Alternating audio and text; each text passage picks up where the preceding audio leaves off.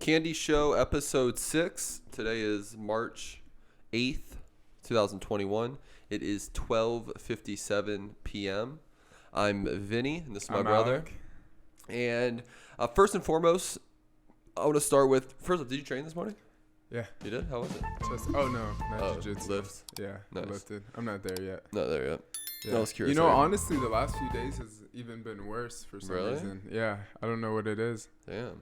Like before, I was getting full motion. For those who don't know, I got Kimura'd like 2 months ago now, hard, and I lost like complete movement coming across my body, and I wasn't able to put my belt on the first few days, but then I got like full movement back within a week or two, but like I still can't put push pressure, like Right. bench press or anything yet. I remember you saying last Monday you almost felt like you might be able to Yeah. give it a go, and then it's a week later. I went so to that figured I'd ask you. chiropractor and he beat.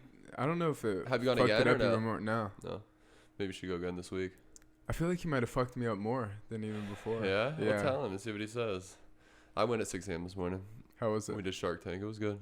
I'm working my go-to, just like right off rip. You only give a minute, so I've just been, I don't want to say it on here just in case, but yeah, I'm just go-to for 1 minute quickly, just getting there. Did you get submitted at all? No, it was No? Shark Tank, so I'm just busting people, but my go-to is working a lot. So the guy who's supposed to be in the division with me March 27th, he's a third degree judo black belt. Yeah, he said I that. said that, yeah. So I don't even think I'm gonna even stand with him and play cute. So You're not even gonna try? I don't think so. Maybe I'll move around for a minute, but I'm not even trying to give him 2 points off rip. So Yeah. let's get it to the ground. I'm gonna predict you pull guard. This isn't you. This is just me giving my prediction. Okay. I predict you're gonna pull guard, and then you're gonna get a little. What's it called when you grab the arm? A little. What's that thing called? I don't know. When you take their arm and you take their back. What's the little thing called? like an arm drag. Yeah, you get a Okay. little arm drag to the back take Mm-hmm. and get a submission. I don't want to say it on here just because my name does come up. I know, Like, but it's just my prediction. I search his name, my name comes up, so I could easily, you could easily find me on there, especially my old YouTube channel. But you wouldn't search my name and find this, but I'd hate to say exactly what I'm gonna do right now, and then he finds us or something. So I'm just gonna leave that. When was the alone. last time you competed? 2018 Jiu-Jitsu World League. Wow, 3 years when I fought now? Roberto Jimenez. Damn, that was the last time. Last match. Wow. Yep. And this is Jiu-Jitsu World League too. I see him all over Flow Grappling and I shit think he's now. fighting Gordon Ryan next. They have Gordon Really? Ryan. I'm not on Instagram and Facebook right now. I'm so a cheer for him. I don't see any of the stuff, but yeah, I think he's fighting him and Gordon Ryan. Damn. We're saying the last guy that I fought in a tournament, he's like literally top 5 in the world right now, to at least top 10. So, and but I'm gonna do similar to what I tried to do him real quick, and see if it works this time. I have a feeling these ones might go a little easier. We'll see though. The times I don't care as much, it's gonna go like easier, like I wanted it to, the last 11 years. But of course, when you least want it, when you put the least amount of pressure on it, that's when I think it really shines. So I used to put too much pressure on myself, and This is the first competition at Brown Belt too. yeah, brown belt too. Yeah. And first one now will be 3 years. So, but that used to always be my favorite thing, being out there. So Mhm. I just want to start with that. We didn't talk about jiu-jitsu today. All right, so this past weekend, I went to Orlando, Florida. I went to Disney World. I did catch an Orlando Magic Atlanta Hawks game, which was really fun, just for the fact of being in there with the 4,000 people. The only thing was it kind of, not once I was there, the point of being at a game is having all the fans there, and you feel the energy of the fans. And even like, since there's only 4,000 people, they didn't pay anyone to do a halftime show. So you're up on the Titantron. There was like people breakdancing and stuff, but that's What? corny when you're there. Yeah. You don't want to watch the Titantron. You can just do that from the TV. So that was kind of corny, but to find a positive, the fact that they're allowing people in, and that's a step in the right direction. So, and then also Orlando was up 19 at halftime. Hawks came back and won by 3. So it was a fun little game. Trae Young was good at the end. So that was cool. But the main point I want to bring up Disney World was, so the last Thursday I went to Magic Kingdom. So Magic Kingdom, even before I used to using Disney World, but it's really broken up into 4 parts. Magic Kingdom is like the old school, like It's a Small World. That's where the Peter Pan ride is, and It's a Small World, Peter Pan. Anyway, but that one was like, it has an older vibe to it. The second day was Animal Kingdom. Animal Kingdom's big. First off, Animal Kingdom was just made in the last like 20 years, I believe. So has a more modern feel to it. But that one, the new thing at Animal Kingdom is Pandora, which is what they called in that movie Avatar. They called where all the little blue guys lived, it was called Pandora. Yeah, whatever you call the blue people. But anyway, so that being the case, they built this Pandora Land, and in there, the most popular ride there is this ride called, it's Avatar. It's called the Flight of Passage, and Alec, you remember Soaring Over California? Yeah, that was my shit. Yeah, that was everyone's shit. So you basically, like, Soaring Over California, you're in a screen, and you're, like, moving through the screen, and you're up on, like, a seat, and it moves around, and you're, like, flying through California. So this was similar to that.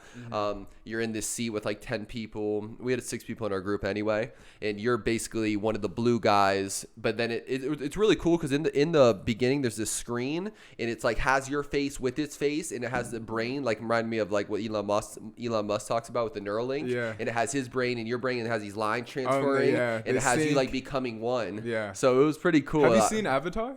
Yeah, I loved Avatar. Okay. Yeah. That's how it is in the movie. Yeah, was it? I don't remember the movie at all. All I remember from the movie was when I saw it. I think that came out like 10 years ago now. Oh, it's old. You should check. But I remember when I saw it, it was next level with the visuals. And I think I saw like you could buy like the regular, you could go to like the Cinemark XD thing. And I remember being like, wow, these colors and the visuals was beautiful. And that is actually why this ride was the coolest ride. Yeah. Because not Soaring Over California, you're just flying over California. This one, you're flying through. And I kept saying this even walking in the line. Avatar was based off someone eating a lot of shrooms or acid. Because the colors are incredible. And that's the thing you do when you eat a little shrooms. You see good colors, beautiful colors, and then the dark colors, like in the dark blues, the dark reds, which they put in music videos ironically now. So they put these dark colors. There's like these shiny greens, these shiny purples, shiny golds. So these colors, but Avatar killed the color game. You're flying through that shit through the jungle with beautiful colors. So that was electric. And also we didn't know what we were getting into, but I think overall, like Crystal, that was their favorite ride. Yeah. Now they didn't go to Hollywood Studios, so overall, I think my favorite ride while I was there was the Flight of Passage. Again, just beautiful altogether. So then the next day, we went to Hollywood Studios, and coming into Orlando, and the talk was you got to try there's a new Star Wars land at Hollywood Studios. So the main ride is the Star Wars Rise of the Resistance. So even to the point where one of the Uber drivers, this lady, and I think she was a little negative, but she was like, yeah, it was the night we went to the Orlando Magic game. She drove us to the Orlando Magic game. We told her the parks we were going to. She's like, yeah, I even tried today. So basically for the Star Wars Rise of Resistance, there's not a line. You have to get in a queue. And let me say this too. So now with everything being on your phone, you buy your tickets on your phone. It's this Disney experience.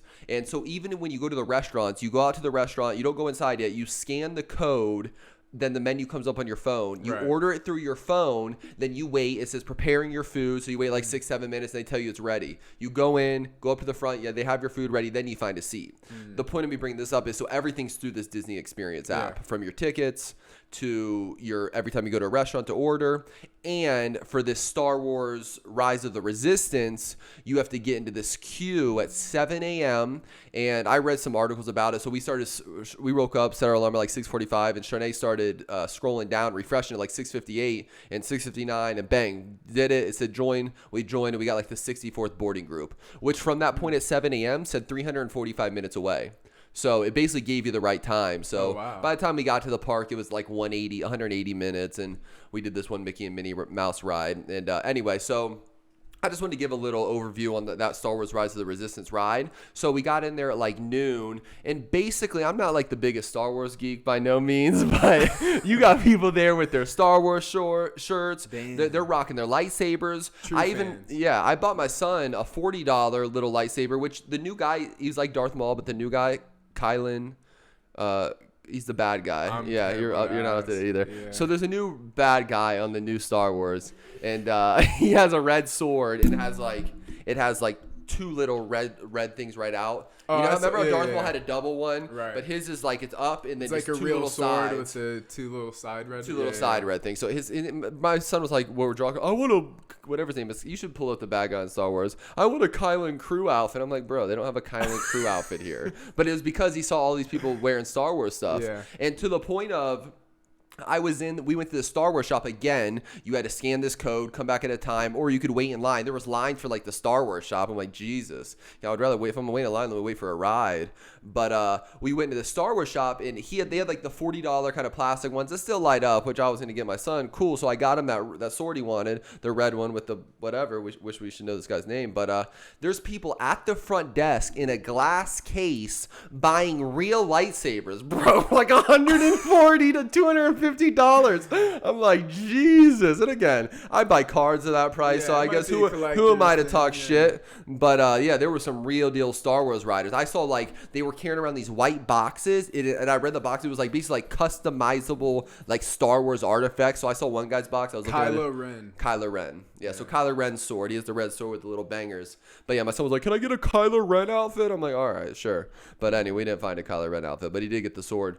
But This warrior always throws me off, at least bringing back the NBA standings.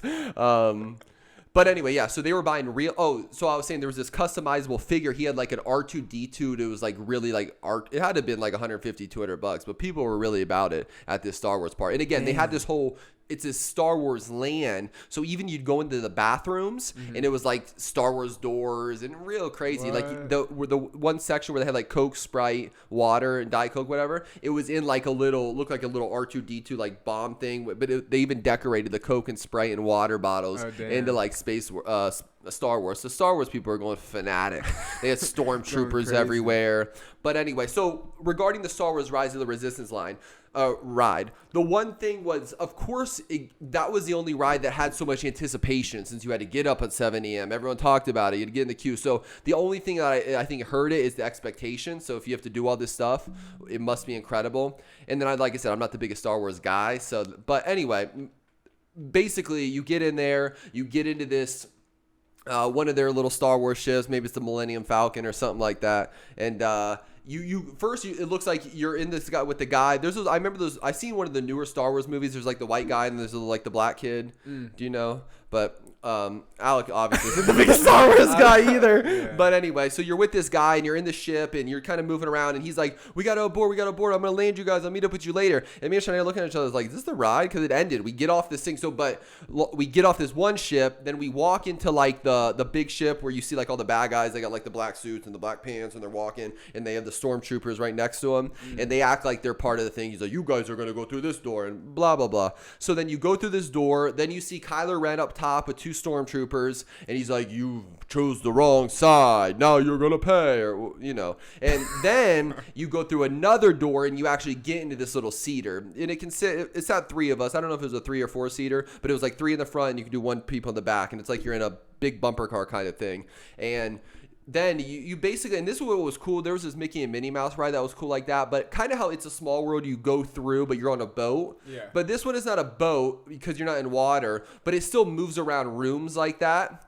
And when you're attached to the ground, they can make it shake, and to the point where so you go up to Kylo Ren, he's there, and there's shooting. And what was cool about it too, they mix it into, so you would go from room to room, and then they bring you up to the screen. It looks like you're flying to the screen, so it had a nice little mix of everything. And anyway, so long story short, it was a fun ride, and they definitely put a lot of money into building the Star Wars park. I think because of the anticipation and the expectations, because again at the 7 a.m. queue, it wasn't as like thumbs up for me. But the day after, I looked back on it and I was like, you know what? It was actually a really incredible ride compared to most of the other rides. So it made probably second favorite ride of all of the rides that I rode for the 3 days. My favorite was the Avatar Flight of Passage, and then my second favorite, I'll give the Star Wars The Rise of the Resistance, was my second favorite. My son loved it. Toy Story Land, which was also at Hollywood Studios, he loved the Slinky Dog roller coaster. We had to ride that twice. He was like, Mom, did you see the 2 guys with their hands up in the back? That was us. But anyway, he liked the Slinky Dog. And then he also got to go on Space Mountain, which is like the OG ride. I think we had that in Disneyland too. And you had to be 44 inches. I said, stand tall. He stood tall and he got on it. So we all rode that too. But yeah, he said Space Mountain. And then the third day we rode Slinky Dog. Slinky Dog was his favorite ride. So that's it. Just wanted to give a little Disney World recap. And Let's go into UFC. Let's talk about from this past weekend. Alec put up the $1,500 on Adesanya. I didn't. Adesanya, like he said he was going to do, and lost. I didn't. I didn't put it out. You give your thoughts on it. Honestly, I was watching them. But first off, we haven't gotten comments on any of our videos. And the first video we get comments on are us, like, I get the thesaurus out for the 260 breakdown, so stay tuned. Okay, yeah. But, so I started looking more into him. And then when I was watching the embedded, we were talking about how he's doing the water plunges I knew and that was ice. something. Yeah. I text Chris that same thing. And he just had a son. And for some reason, when fighters get a kid, it changes it. You know what I mean? It was like Cowboy when he had Danger. And it's just like a new beast. It's dad strength or whatever, you know? So. And he's the type of dude that he just doesn't, he's not aware of perceptions, nothing, a perspective. He's one of those brute focused warriors. Like when I was going through his wins, though, because I'm not too familiar with him before that last fight, to be honest. He was a journeyman for a while. Yeah. So when I saw his catalog and the guys he's fought, I wasn't really impressed by anyone, you know. You even brought up that 4 fights ago he got knocked out by Thiago Santos, Thiago Santos, a guy who ended up losing that same night. He's lost the fire, Thiago Santos, speaking of that fight, but. And I couldn't see the Adesanya-John Jones fight not happening, and this would obviously be the clear path to that. We were going with the UFC stardom thing, but this was another thing that sometimes it just doesn't work out. It's the fist fight. You know, and again, we talked about that briefly too, was that weight going up in weight. It makes a difference, you know. And honestly, that fight started at 10 p.m., the main card, and I bought it. I watched the prelims till 10 o'clock, and I bought it on my phone, and I kept dozing in and out. So I had to like go back, scrolled back and watch it. So I didn't even watch the whole 5 rounds, like from start to finish of the Adesanya Blachowicz. Yeah. Damn. When I turned it on, Adesanya was in his post. When I woke back up, he was in his post-fight press conference talking about losing. So, yeah, and I scrolled back and I saw some of it, but damn. I mean, I saw he couldn't stop the takedown whenever Blachowicz went for the takedown. Yeah. And it was I even saw some striking too. I mean, but what I did hear was it was basically 2-2 going into the third, but some of the judges were giving it 4-1 Adesanya. So, Adesanya. That might be the little mix-in with wanting to make the John Jones fight happen, I think so too. That could be a little. Because overall, you watched it all, and it looked like Blachowicz was controlling the whole thing. Yeah, he won. Yeah. I underestimated him though, and like his previous record, you have to go based on who they fought. And since Adesanya's never lost, how can you predict against? You know? Next time a dude gets in the fucking 10 degrees below water and ice in his boxers. And has just had a son. Yeah. Let's not go against him. Yeah. So I didn't stick to my word, but I'm thankful for it. One of those times was good not sticking to your word. Only other fight on that with Amanda Nunes blew through big girl. What do they even do with her now? Megan Anderson. Like, who can keep they have having her her knock people off until it doesn't. I mean, I do like the next fight versus Julia Pena. She was Maybe a Mexican girl who would try to wrestle her. Like 115 don't do men that. Or something. Don't do that. Nah, but nah. She's fighting Julia Pena next, and Julia Pena, I won money on the last fight. She's good. She can wrestle. I'm interested to see that fight. Julia Pena, we haven't seen anyone who really just aggressively just keeps trying to take her down. So I'm interested to see how that plays out. Or she just becomes the best ever and knocks off everybody. Yeah. So the only other one was the Aljamain Sterling Peter Yan, which I did do some research on. So Peter Yan was the 135 pound champ. He, from what I read, he won probably 2 of the first 3 rounds, and then going into the 4th, it looked like he was running away with it. Sterling was getting tired, and even when he ends up doing the illegal knee, Sterling looks down on his knees, like kind of beat up. Jan's holding his head, and long story short, in the heat of the battle, sometimes threw an illegal knee and hit Sterling, and. I watched this one podcast and they said too, this happened in the John Jones Anthony Smith title fight. Same thing. John Jones kneed Anthony Smith, but when asked, Anthony Smith continued. Right. The big thing with this is Aljamain Sterling decided not to continue and became the champ, and he was messed up. I don't think no one's gonna take away. The impact from that knee to the John Jones knee was. The point is this though, they have to run it back. Yeah. For sure. And the problem that people are having is that Sterling, after the fight, he put the belt down in the octagon as soon as he got the belt and won, because he looked like he acted like he didn't really earn it, so he just put it in the middle, like we got to run this back. But then pictures came out, and I'm not too mad at this part. Pictures came out where he had it over his shoulder with a bunch of friends drinking drinks. Like, cool, he got the belt. You can't tell him how to hang out with his friends. The part that was a little weird was Henry Cejudo starts talking on there, and then I think Aljamain Sterling posted something on Twitter. You might be able to pull it up or something, but he's with him and Henry Cejudo looking at each other like, you know what? Let's make this fight happen. You can't skip over this fight, bro. Yeah. And especially if you put the belt down in the middle of the ring, you come on, you got to run this back. It was an illegal knee, and you were getting beat up, and you admitted to that. So, long story short, they got to run that back. Did you have any take on that fight? Or? Nothing other than that. Yeah. I thought Sterling wasn't losing the fight up to that point. You thought it was close? I thought it was close. Okay. Yeah. But I mean, I get like pushing forward, but he was too fucked up from that knee. People say Jan was definitely running away with it in that fourth round. Like, yeah, definitely with that exchange. The wave was changing. Mm-hmm. So it was a closer fight, though. Yeah, and we just want to do a little 259 recap. The main thing today is we're gonna do our UFC 260 breakdown, and the UFC 260 is March 27th.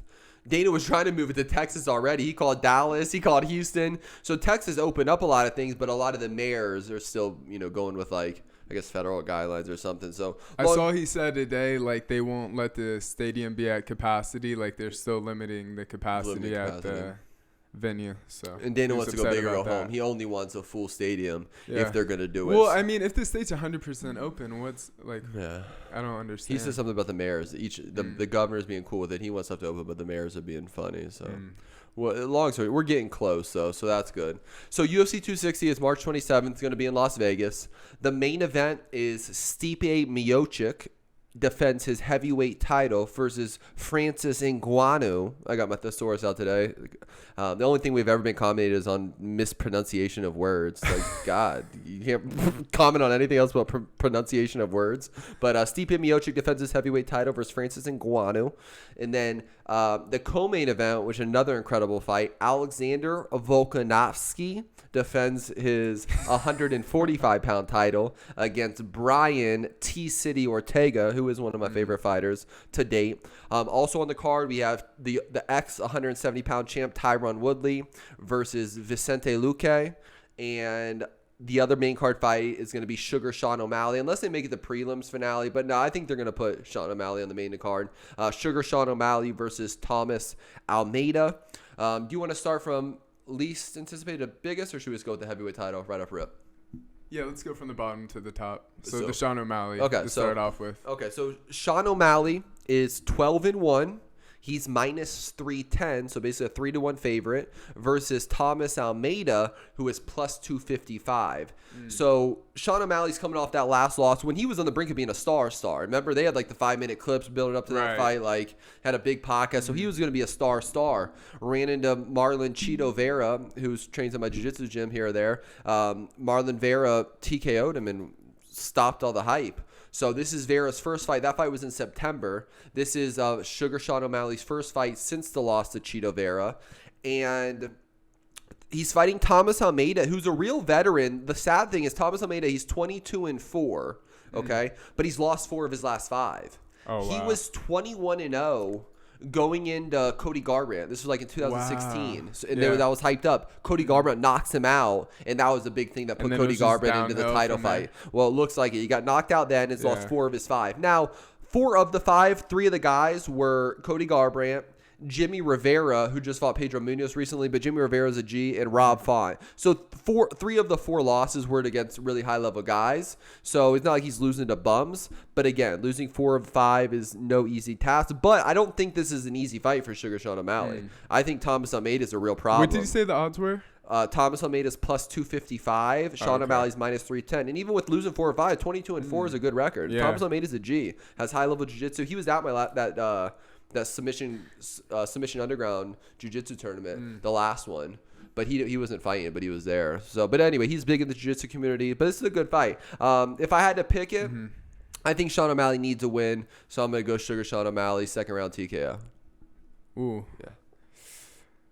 I'll go first round TKO. First round TKO. What happens if he loses his fight to him though? It's bad. Really bad. The right? thing is, he has a big fan following. Mm-hmm. He has. I like him. Like everything I've watched on YouTube, he was on Theo Von's podcast, which I liked a lot. I think he has his own podcast. He does, too. yeah, with the redhead kid. Yeah, He's like his coach. I watched a couple of his vlogs. He seems like a cool guy. Yeah, you know? I watched some of his blogs too. Yeah, He has star potential. Wasn't there an injury with that last fight? Something with his ACL. He does that all the time. He acted like his knee was hurt, but yeah, I think his heart hurts. Does he eat meat? He's also one of the dudes who got busted for for roids and says it was a pentagram and it wasn't blah blah blah. I find that hard to believe. So anyone, if you got busted for roids, you probably took roids. But what do I know? Maybe it just randomly got in your system for some reason.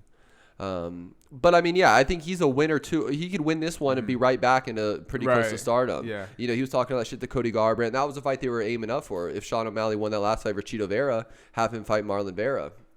But anyway, we'll move on from that one. But that is going to be a fun fight. This card is stacked. Now that I look at this one might be better than this last one we just watched. Obviously, it's easier to say that now. But when I really look at this one, I might like this card better than this 259 card. I think I like the top 3 fights better. The Woodley, Vicente. So let's get into that one. So the next fight is Tyron Woodley versus Vicente Luque. Tyron Woodley is plus 225. And Vicente Luque is minus 265. First and foremost, the one thing that stood out to me, Tyron Woodley's 38 years old now. Wow. So he's getting up there. Yeah. And he's one of those guys who's athletic and fast twitch. And, 38, you could start losing that a little bit. And then on top of that, Woodley has lost 3 fights in a row. Now, he lost to Kamaru Usman, Gilbert Burns, and Colby Covington, who are arguably the 3 best guys in the world. So it's not like he's losing to bums. That's actually the 3 best in the division. Those are the 3 best in the world. There. Yeah, 170 right now. So he's lost to the 3 best guys. So that'd be now the one thing I saw in those fights though, he's not taking any chances, not taking any risks. So I don't know what would change. We thought at each fight like maybe he would. Again, those guys are real pressure fighters and hard to beat. So if there was going to be a fight that maybe he'd take some chance and explode, and Vicente Luque is going to stand and bang with him. So the funny thing is the odds, Vicente Luque is minus 265. Yeah. Woodley's plus 225. And Vicente Luque has been a silent assassin at the 170. He lost to Stephen Thompson 3 fights ago, but Stephen Thompson came out and beat up Jeff Neal in that last fight. Stephen Thompson is literally the guy, like if Usman doesn't set up a fight with Masvidal, they might just give Thompson the title fight because Thompson's right there. Damn. So I would like to see Thompson get a shot. But Luque's last loss was to Stephen Thompson. Since then, he got 2 KOs in a row against tough guys, Nico Price and Randy Brown. But in this fight, Vicente Luque, Tyron Woodley, I got Vicente Luque minus 265. I'm going to go Vicente Luque by decision. Damn. If Tyron loses, is this his last fight, you think? I think so. I don't think he goes out like that. Yeah. Maybe. And just starts rapping. He might. I'm going to have Tyron. Yeah, I was going to say, should we get into his rap career? I'm going to have his Woodley, TMZ corner? I'm going to have Woodley by decision. Okay. I like it. Woodley by decision. Yeah. The thing is, ever since he had like some TMZ corner, started rapping, But at the same time, sometimes when you get kicked down that far, you're like, fuck that. I'm a little better than this. Hopefully. And and that's the thing. He's always seemed like that guy. I mean, I remember his first couple of fights when he hit Josh Koscheck, like Josh Koscheck was stunned and hit him again. Yeah. He was killing dudes back in the day. I remember him back in Strikeforce. He was hungry. But, like our rugged he's man still said, a champion, Yeah, sometimes you just need to get slapped a few times to get that energy back, And they have the same exact record. 19-7 is Luque. Woodley's 19-6-1. And again, if you were going to lose 3 in a row, make them to be to Kamaru Usman, Gilbert Burns, and Colby Covington. The best 3 in the division, yeah. So you're going Woodley by decision. Cool. Maybe Woodley gets a couple takedowns. I would like to see Woodley win, to be honest. Even though I make fun of his rap career, it's trash. But but I would like to see him get a win, make a little bit more money. Woodley coming up, I always like. So, all right, on to the big fights. The co-main event is going to be Alexander Volkanovski defending his 145-pound title against Brian Ortega. I'm going to give the lines and then you give your take. So Volkanovski is minus 175. Brian Ortega is plus 155. You give your take on the fight first. When was Brian Ortega's last fight? He fought against Korean Zombie, and that was just like in the last 5-6 months. And I got a lot of stuff here I want to say, but that was 2 years after losing to Holloway. So he took 2 years off. Right. Was in the Corona commercial. Was in that movie with Shia LaBeouf. Right. He went and did his little Hollywood thing. Yeah. But honestly, we were wondering what happened if he was partying a lot, which he was probably partying, but he came back better. So we couldn't say. We were wondering if he was partying too much and getting all this Hollywood, but no. Ortega was in the lab, came back and looked incredible, and beat Korean Zombie in his own game. Didn't have to use any jiu-jitsu, stand and banged with him. If you don't want to give your take, then let me. No, I want to give my take. I clearly want Brian Ortega to win. My heart says Brian Ortega, but I mean Alexander beat up Max Holloway 2 times. 2 times, right? Well, I think Holloway won the last one. You do? Yeah, I think Holloway won the last one. But I had Max money on Holloway Volkanovski on that fight, yeah. and Holloway won it, and I was like, oh Jesus Christ! I thought for sure I lost that bet. Oh damn, really? Yeah. Well, I mean, Holloway just dominated Ortega. That was one of the most brutal fights I've seen. Do you remember how beat up Brian Ortega we were was? Buffalo Wild Wings watching that here. He has so much heart, but I don't know skill level. I'm gonna go with Alexander by decision. By decision. Yeah. Okay, so I want to say a couple stats here. So Volkanovski, first off, is 22-1.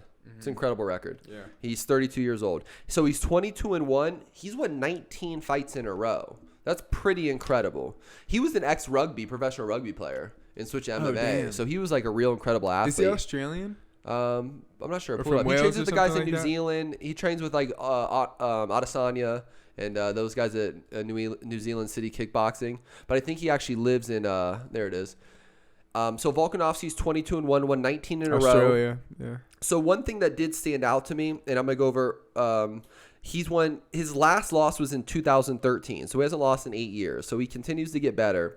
Now, the one thing I looked, his last 4 fights, he beat Chad Mendes, who that was right after he got busted for roids. It wasn't the same Chad Mendes, clearly, because he's not juiced. Another guy, he beat Jose Aldo, an old Jose Aldo, who also used to be on juice. So he beat 2 guys who used to be on juice, then fought Holloway. I think he beat Holloway the first time by decision, and it was close. The second fight, I truly think Holloway won that fight. Again, I had money on Volkanovski in that fight, and I think Holloway won that. But again, getting 2 wins over Holloway is pretty impressive. Now, that being the case, so Brian Ortega is 30 years old. He's 15-1. Now, something I thought that was interesting, before he got beat up by Holloway, to get to that Holloway fight, he beat Thiago Tavares, who was a savage at that point, beat Diego Brandao, beat Clay Guida, beat Hanato Moicano, beat Cub Swanson, and he beat Frankie Edgar, all by finish, either TKO'd, KO, or submitted him. So he submitted 6 high-level guys to get to that Holloway fight, and then obviously Holloway put on a display. But Holloway I still think Holloway's the best in the world. But and I would like to see Ortega win this, and then they run that back, Ortega and Holloway. I think that'd be fun. This is a 3 years new Ortega. But anyway, so I think Ortega's strength of schedule, finishing all those guys all the way to the Holloway fight, and then taking the L, coming back 2 years later like you should, and looking better than ever. Right. And being a Korean Zombie. Korean Zombie was favored in that fight. You remember Korean Zombie was like minus 175. Ortega was like plus 145 or whatever it was. And Ortega looked incredible. So I do think Ortega has this better strength of schedule. Ortega's 15-1 versus Volkanovski 22-1. These are really 2 good records. Again, my heart is in this fight. Yeah. The one thing I'll say going for Volkanovski, this whole leg calf kick thing has been this big thing. And that's my only fear, is that Volkanovski's going to keep chopping Ortega's front leg. And Volkanovski has this weird shape, like small body. It's hard to finish him. He's just, it's hard to really touch him a lot. It's hard to submit him. Like, you can't find his neck. Yeah. He's not going to get in your guard. You're not going to take his back. So I could see Volkanovski throwing this little calf kick that everyone's doing and winning a decision.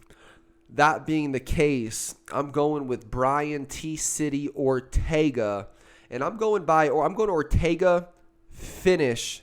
I'm going Ortega 4th round TKO. Wow. Bang. That'd be fucking huge. So I'd love it. Yeah, I'm doing it, bro. I got to go Ortega. I'm sorry. The only guy you can't beat is Holloway. And I would like to see that one run it back too. Okay, so he's going Volkanovski by decision. I'm going Brian Ortega by 4th round TKO. On to the main event. It is the heavyweight champion of the world, the baddest man on the planet, Stipe Miocic, is defending his title versus Francis Ngannou. They have Francis Ngannou, the minus 135 favorite right now. Disrespectful. It's very disrespectful. Yeah. Miocic at plus 115. Mm-hmm. A couple little things here. Do you know who you're picking to win? Yeah. Yeah? Mm-hmm. Do you want to go out of the way and say it, or you want me to drop some of these stats? I've got Stipe. Stipe? By? TKO. TKO? I like it. So third round TKO. Yeah. I think he jabs him. He's moving around the first couple rounds. Wears him out for a couple rounds. Yeah. So first and foremost, Miocic is 20-3 overall. He's 8-1 in his last 9. His only loss was that first round TKO to Cormier when he knocked him out. But then he got both those back by beating Cormier 2 in a row. Right. The ironic thing, if you look at his record, it's Cormier the last 3. He's only fought Cormier the last 3 years. So, so he's fought Cormier, beat Cormier the last 2 times, and got knocked out by him that first time. Before that, he lost, and I have these written down, but he's pulling it up anyway. He beat Francis Ngannou by decision. This was in early 2018. So this was basically 3 years ago. And I remember that fight. He kept taking Francis down, wearing him out. Now, I wrote this down, and he has it pulled up now. Before that, and I don't think people look at Stipe as like this finishing guy, really. I think that I'm not too sure what the perspective is, but I know he's not like always a knockout artist.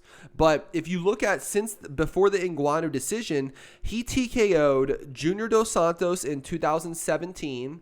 He knocked out Alistair Overeem in 2016. He knocked out Fabricio Verdum in 2016, and he knocked out Andrei Arlovsky in 2015. The reason I bring up the numbers, Arlovsky in 2016, Mark Hunt in 2015.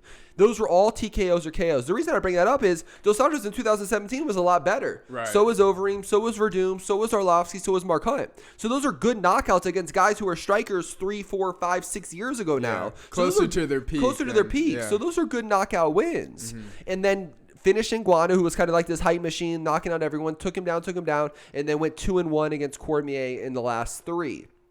Now, the one thing I'll say on Francis Ngannou is since he lost to Miocic by decision, he actually lost the next fight after that, which people forget. He lost to Derrick Lewis in a boring decision right after that. Oh, that was the worst fight. Worst fight ever. They didn't bang, and they gave it to Derrick Lewis. So he lost to Miocic, then lost to Derrick Lewis. Since then, he's got 4 KOs, TKOs in a row. Now, he's bringing up and I wrote this down. So here's, I want to bring up some other numbers. So of the 4 TKOs in a row, it's a 2019 Junior Dos Santos who just got cut. Right. And a 2019 Kane. Kane hasn't been good since 2016. Mm-hmm. So 2 of the 4 wins are old, washed up guys, in my opinion. And then the other 2, Curtis Blades, just got knocked out by Derrick Lewis, and Jairzinho Rozenstruik just lost to Cyril Gane. Now, I'm not taking away from those 2, but I don't think Ngannou, the UFC this is the guy who UFC has been trying to hype up for the last 3-4 years. Right. They want this big, I don't want to put color in it, but this big black guy who's knocking everybody out. And it's like, he hasn't he beat 2 washed up dudes and 2 dudes who just got knocked out. Who does he train with? He trains here. He's in Vegas. He's at the UFC Performance Institute, and he goes over to Extreme Couture. I mean, how much better do you think he's gotten over 3 years? I definitely think since Miocic, he's worked on his takedowns, and I saw him over at Drysdale's working some jiu-jitsu. Oh, really? But, I just think some big guys like that aren't going to be the best on their feet and light on their feet, That being the case, I think Miocic has a better strength of schedule. I think Miocic beat him already. I think Miocic knows he can't get knocked out in the first round. He's going to wear him out, let him do his thing. The key is get him out of the first round. And I got Miocic again by decision. I'm going Stipe Miocic by decision in this one. This is a really fun card, huh? It is. A really great card. Cards with heavyweights as the headliners are typically a little better. Yeah. And also, who doesn't want to see Jon Jones fight Stipe? I mean, after Stipe fought Cormier 3 times, he kind of took the Cormier rivalry that Jon Jones once had. So I would love to see Stipe beat. I think Stipe beats Francis. In his mind, he beats Francis. He gets the Jon Jones fight. Maybe beats Jon and retires. Jon Jones is going to be in the crowd. Yeah, that's going to be incredible. So. I want to see Jon and Stipe. I just want to see that bad. I don't care much about Francis and Jon as much. So I want Stipe. I still love to see that fight. Either or, I'm excited to see. Hey, that's a nice parlay. Jon Jones in the heavyweight division would be fun. Oh, I can't wait to see Jon Jones in the heavyweight division. I definitely, absolutely can't wait. I mean, honestly, I would love to see, because Stipe's 38. He wins this, fights Jon. I don't know if he turns 39 this year. I think he turns 39 in August. I think I looked it up earlier. God, that's getting Stipe up turns there. 39, but he maybe find Shawn in July. They run this back quick. Yeah. If he comes out not too unscathed, beats Ngannou, have that big July fight where they always have. That's usually like the international fight week. Have Stipe versus John in July, and maybe if it's a close fight, maybe they do a rematch. If not, Stipe could retire on that if he could beat John. So. Do you think he has the chance of beating John? I give him a shot. Yeah. Yeah. Because I like Cormier a lot. And for anyone to beat Cormier twice, I think is pretty incredible. Now, it was a 41-year-old Cormier, but I still think Cormier is no easy task. So I do take that into consideration. And again, he knocked out all the good guys, when they were better and beat Ngannou once. I think Stipe is a really athletic guy. Yeah. He was like a high-level baseball player. He was 39, though. Yeah, he's getting up there. No, yeah, he's getting up. 38 right now. 38? 38. Oh, okay. Yeah. But he's same age as Blachowicz. That's what Jan is. Yeah. Jan's 38. So they're both right there, 38 Savages. Champions. Yeah, I think when you're a little bigger, you can be a little bit because you don't rely too much on speed and athleticism. So I think when the heavyweight's going to do a little bit older. And Nganou's 34. It doesn't look like he's, doesn't look like the youngest of cats either. You said you had a parlay for this bet? I'm saying it looks really nice going Ortega plus 155 and Miocic plus 115. Ooh, yeah, really? I think so. But when it gets a little closer, I'll consider it more. Maybe some other fights will pop up. Okay. And hopefully no fights get pulled from here to now. We're doing this one a little bit early, but we want to get it out in the streets. So, yeah, that's UFC 260. Very exciting card. Very exciting card. Incredible card. UFC 260 breakdown. The only thing I don't want to be disrespectful to the other two UFC fights coming up. This weekend, March 13th, we're not going to do a whole breakdown, but this weekend, March 13th, is Leon Edwards versus Bilal Muhammad. Leon Edwards is minus 255 versus Bilal Muhammad, who's plus 215. Bilal Muhammad been impressing me the last couple fights. And then he ended up winning this last one. I'm drawing a blank who he just beat, but it was a good win. And then Leon Edwards, they've been trying to set up him and Khamzat Chimaev for a while. And then Khamzat Chimaev got COVID twice and now just can't even get over it. So basically he had Khamzat Chimaev even came out and said he's retiring because I think he's one of those guys who just likes to train really hard and didn't really let the COVID go down. But that Leon Edwards Khamzat Chimaev fight was gonna be incredible. But so Khamzat Chimaev had to pull out, and now Leon Edwards is fighting Bilal Muhammad, who's been on a run, and right now it's Leon Edwards minus 255, Bilal Muhammad plus 215. I think this could be an incredible fight. I really do. I really see this be a fun fight. Leon Edwards has won 9 in a row. We mentioned Woodley lost to the three best guys, Usman, Gilbert Burns, and Colby Covington. The guy who would be right there would be Leon Edwards at the number 4 guy. So I was just telling them after Usman, Burns, Covington, Leon Edwards is that next guy. He just hasn't fought since 2019, but he's on a 9-fight winning streak. And bro, I'm telling you, that's gonna be a fun fight. Him and Bilal Muhammad. It's gonna be fireworks. But I do think Leon Edwards wins by slight decision at the minus 255. That's this Saturday, March 13th. And then the other one is March 20th main event. The main event's the only thing that kind of jumped out to me. But the main event of that one, Kevin Holland versus Derrick Brunson, who both had incredible 2020s. Kevin Holland went 5-0 in 2020. Wow. Yep. And Derrick Brunson, he was the one who was in his guard. Remember, first off, Kevin Holland was the one in his guard and hammer-fisted Jacare and knocked him out on his knees. Damn, yeah. He has a high-level black belt under Travis Lutter. Kevin Holland's a savage. But he went 5-0 in 2020. And then Derrick Brunson, who's been fighting for a long time at the high-level middleweight, he was fighting that Edmund Shabazian, who was like was Ronda Rousey's ex-training partner and this up-and-coming stud who was like 21, undefeated. And the Edmund guy was like minus 330. Brunson was plus 270, and Brunson took him to the dog shed. And everyone was hyping up the young guy minus 330. Brunson took him to the dog shed. I think he finished him in the second round, but it was a big win for Brunson. But yeah, this one's Kevin Holland minus 170 versus Derrick Brunson plus 150. And I'm going Kevin Holland by decision in that one as well. So I just want to do a little talk on that one to add on to the UFC 260 little breakdown. You want to do music next or NBA talk? Let's keep going with the sports. Okay. Yeah. So last night they had the NBA All-Star game. They also did the skills contest, slam dunk competition. Skills contest, they do like big guys like throwing the balls through the circles and doing silly stuff. Domantas Sabonis from the Pacers won the skills contest, and then Steph Curry won the 3-point contest. Steph Curry was fun last night. He was fun in the 3-point contest. He was fun in the game. He shot a 3 from the corner, and before it even hit the rim, he turned around and it went in. It was pretty funny. But so yeah, Curry won the 3-point contest, and then before I even get to the game, at halftime, they did the slam dunk competition, which we were kind of cracking jokes on. I picked Obi Toppin. You picked Cassius Stanley. The small guy won, Anthony Simons. It was still it was just anything impressive? No, it was shitty in my opinion. Again, here's the thing with slam dunks. Now we've seen all the dunks, especially with the YouTube era. Yeah, what can you do now? Right. So especially with the YouTube era, there's all these guys who just dunk on videos and make it cool. But that's why you got to use the star. So even if some of the dunks have seen, at least the star power helps. Right. So, do like a Zion, Zach LaVine from the Bulls, and maybe off the top, I don't know, but another guy. You need to do some guys, maybe not the LeBrons, Kevin Durant's, whatever, but, let's get some Zion, let's get some Zach LaVine, Victor Oladipo. I don't know, some of the young guys who can bang.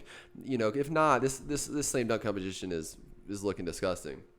But first and foremost, Giannis Antetokounmpo won the MVP. He went 16 for 16, which isn't saying much because no one's playing defense. Yeah. The one takeaway that I did like from the All-Star game that I like seeing is I like seeing all the stars together and like kind of the body language.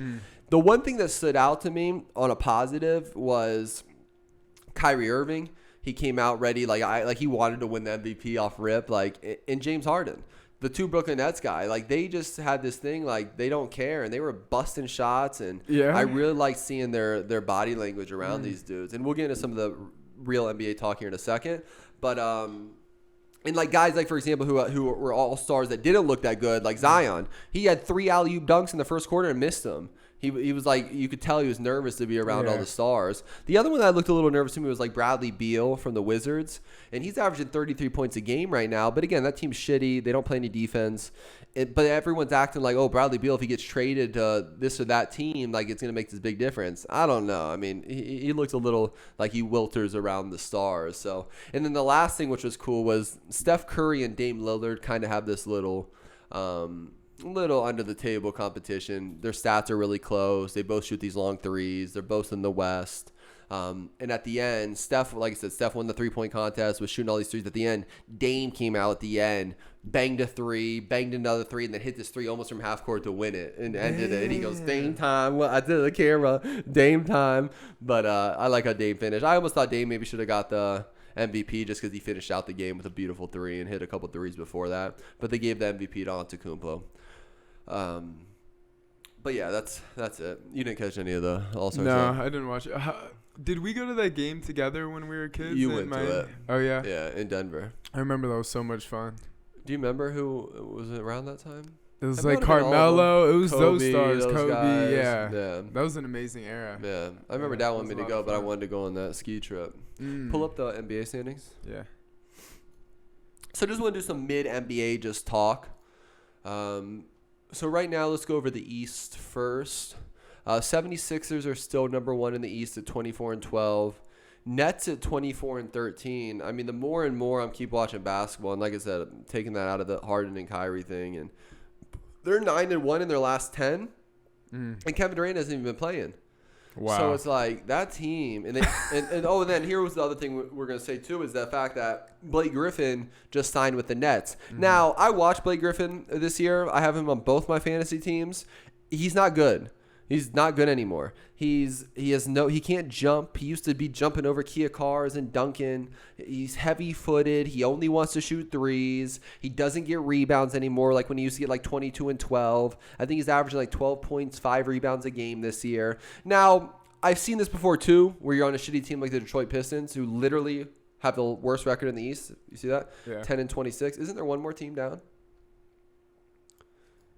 Mm-mm. No, that's it. 10-26. So they're 10-26. So I do think there wasn't a lot of motivation on that team too.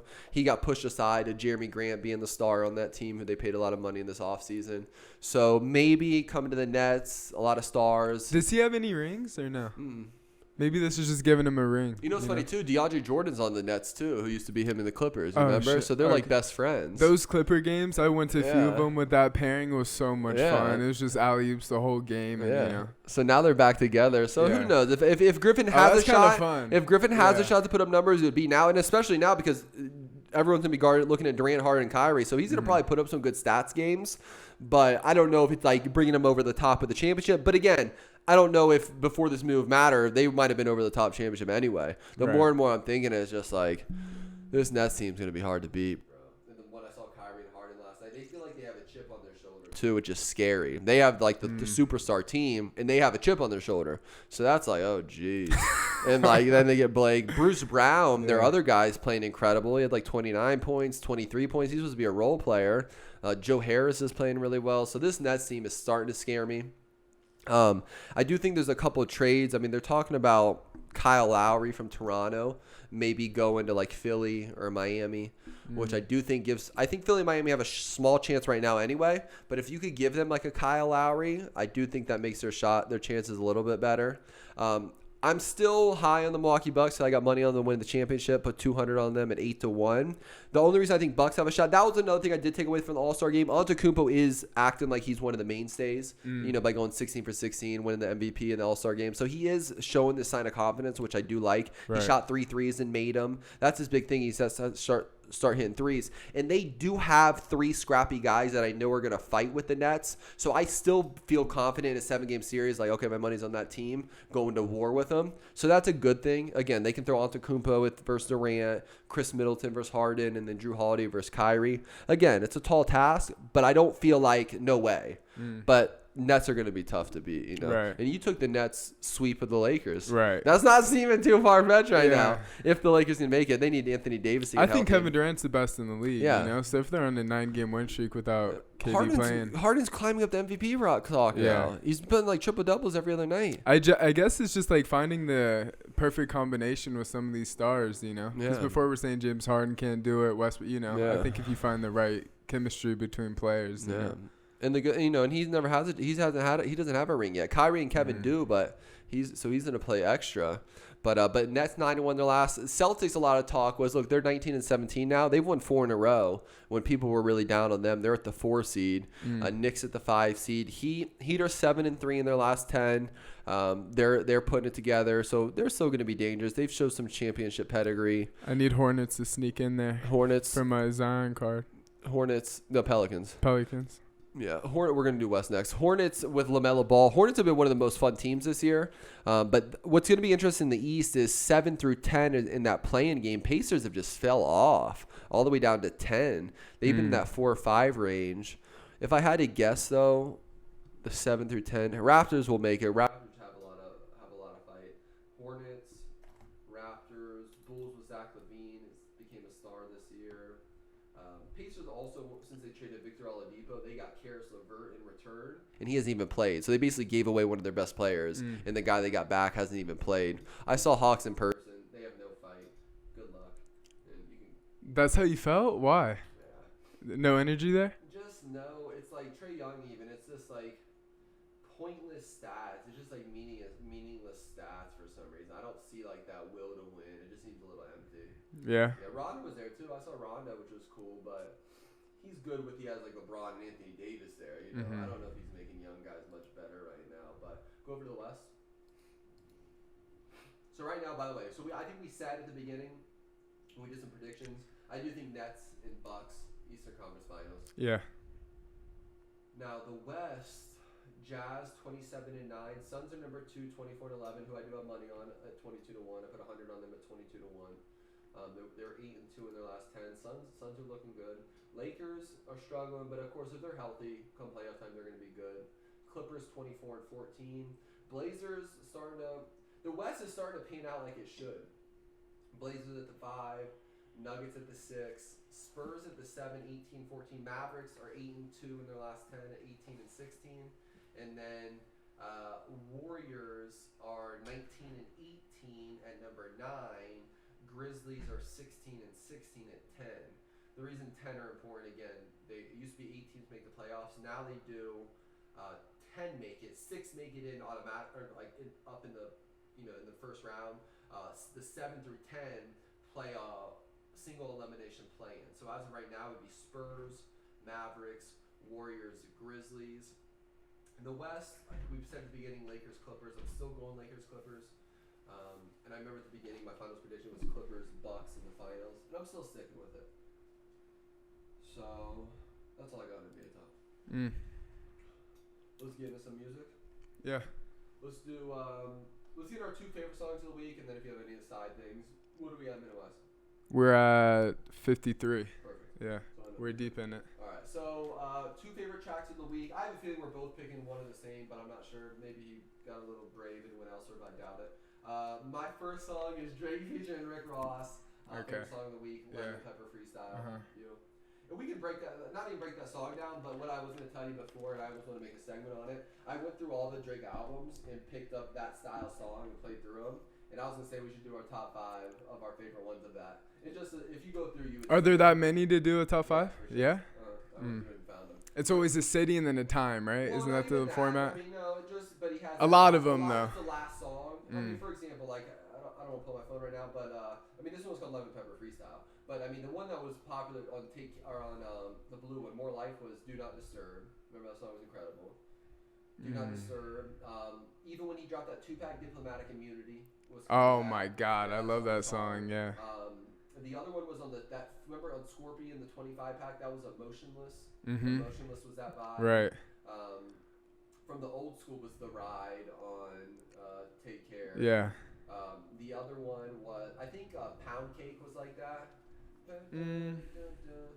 Pound Cake was one of them. What was the Views? Yeah. Views was the one with the dark one. What was the, if you're reading this, it's too late. There was one on there too, no? That was like, I looked through the track, I tried to look through the track and pick one. I couldn't remember which one was on there. That was right next to the Future and Drake one. There's another one on Views I liked a lot that was similar to that. Yeah, I know which one you're talking about. Smith and Wesson Roads. Maybe. Weston Flows. Western Flows? Yeah. Western Road Flows or some shit.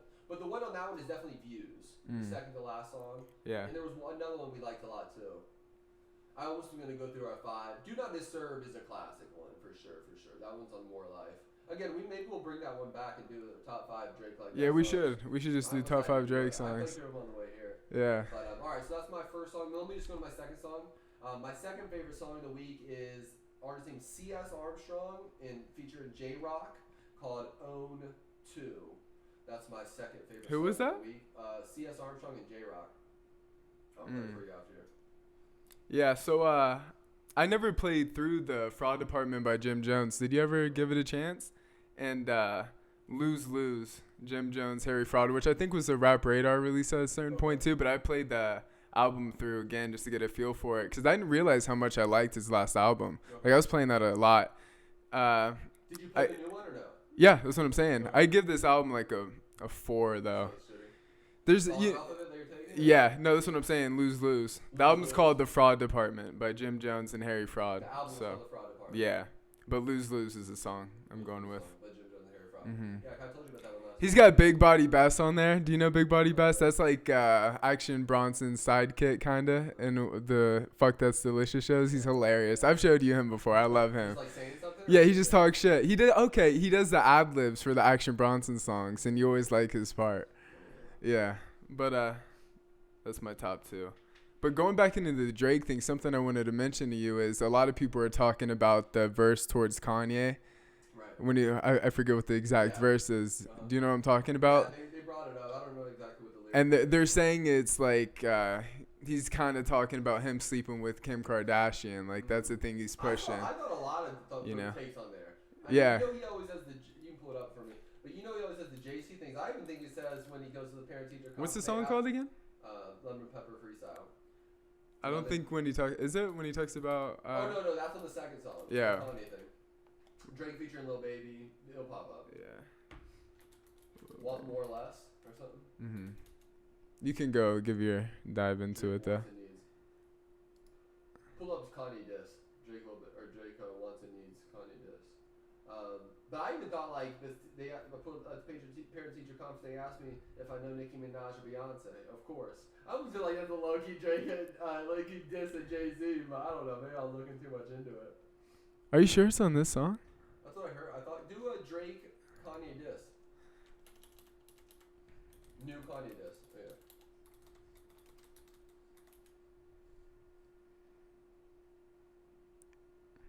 Yeah. Laugh now, cry later. That's the old one. Wait, yeah. They might even have it on here. Either way, though, it seems like Drake keeps dropping little subliminals at Kanye. Yeah, he always does that. Was it in the first song, maybe? Drake Scary Hours 2 Kanye West diss. Do Drake Scary Hours 2. I feel it would have just popped up with that, I feel. We just need to find the lyrics. These people aren't for sure.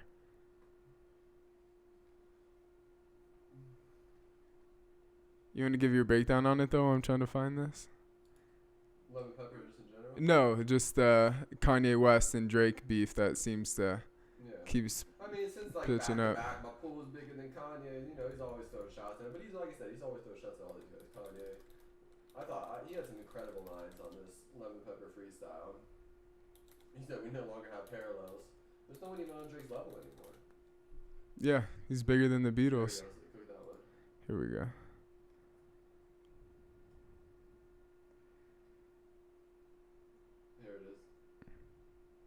Oh, yeah. Easy, I need me some Jesus. But as soon as I start confessing my sins, he wouldn't believe us. He's like, yeah, he's kind of saying like he was admitting that him and Kim had a fling. That's what people are like saying, but. As soon as I start confessing my sins, he wouldn't believe us. Mm-hmm. Yeah. Well, Drake's always had these funny shots. I believe he right there. Kim was going around everywhere. But. It's kind of fucked up right now because Kanye's going through the divorce and everything too, you know? Divorce? Yeah. That's what people were talking about. Something about that to me when we were in Orlando. People love hating on Kanye. I still have love for him. I love Kanye. But Shout out to Kanye. Kanye is a G. yeah. First artist to reach $1 billion. Is that right? First No. Jay-Z is? Dr. Dre. Is it? With the beats, yeah. No, shout out to Kanye. Is that it for music? Guess so. Right, Yeah. We good. We got to about an hour anyway. Mm-hmm. So that's it. KandiShow, episode 6. Yes, sir. We out here. Yeah. Peace. If you like this video, click the like and subscribe button below and hit the little chime button. That's perfect. That'll be funny.